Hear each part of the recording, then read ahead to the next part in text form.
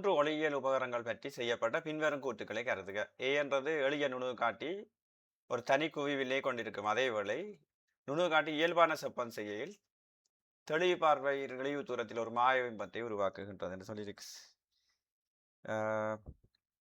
நுணு காட்டி என்று சொன்னால் உருப்பெருத்த பிம்பத்தை பார்க்கறதுக்கு தான் நாங்கள் அதை பாவிப்போம். எளிய நுணு காட்டி என்றால் தனியொரு வில்லையால் ஆனது தான் எளிய நுணு காட்டி என்றார். தனியொரு குவி வில்லையால் ஆக்கப்பட்டிருக்கும். ரைட்.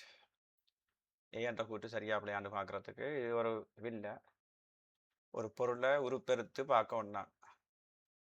சரி, அப்ப இந்த வில்லையில குவியம் இருக்கு. ஒரு பொருளை நுணு காட்டிக்குள்ள பொருள் வில்லையில பொருள் வில்லைக்கு முன்னுக்கு பொருள் இருக்க போது, ஒரு சிறிய பொருள் இருக்க போது, அந்த சிறிய பொருளை உருப்பெருத்து பார்க்கணும் என்றால் அந்த பொருள் வந்து எஃப்குள்ள இருக்கும். எஃப்குள்ள ஒரு பொருள் இருந்தால் அவர் பிம்பம் உருப்பெருத்த நிமிர்ந்த பிம்பமாக இருக்கும். அது அதே பக்கம் இருக்கும் ஐ என்றது. இந்த பிம்பம் தெளிவு பார்வையிடைய தூரம் என்று சொல்ற டியில வருது. சரி,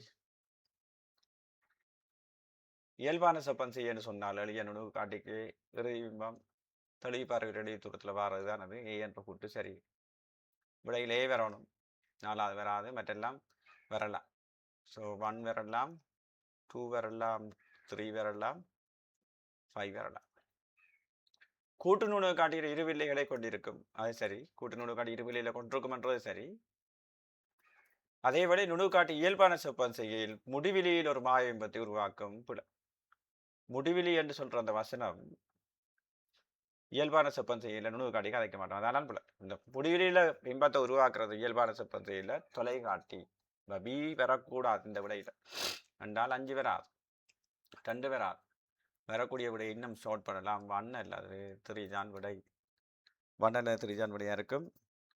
சிஐ பாப் வானியல் தொலைக்காட்டி இரு குவி வில்லையில் கொண்டிருக்கும். எஸ், பொருள் வில்ல பார்வை துண்டுன்னு சொல்லி 2 கொண்டிருக்கும். அதை நாங்கள் எஃப் நோட் எஃப் என்று சொல்றோம்.